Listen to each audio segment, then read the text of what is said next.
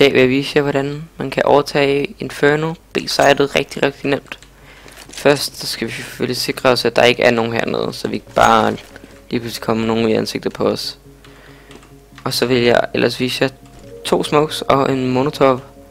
Den første smoke, den lander her. Så har vi en, der lander herover. Og så har vi en molotov, der lander helt ind over hjørnet.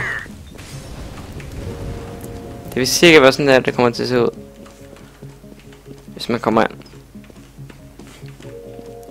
Den første, den får træstammen her. Så tager du det scope op til skorstenen og hele vejen op til ledningen. Og det er vigtigt, at du følger os nogenlunde lige op. Det er ikke det vigtigste.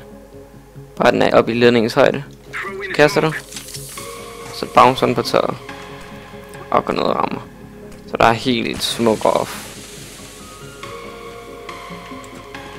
Den næste er også en smoke. Og det er vigtigt, at du har smoke i højre hånd.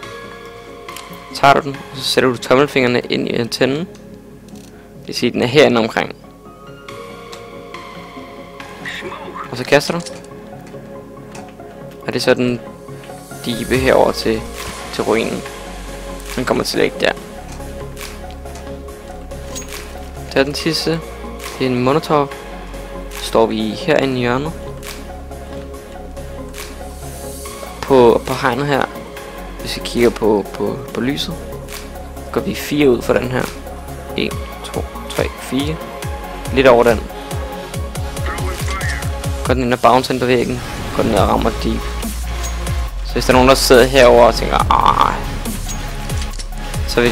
så vil de komme til at gøre ondt, og så bliver de nødt til at rotate og den tid, så vi kunne flash ind og så gå dem. Det var alt, hvad jeg ville vise i dag.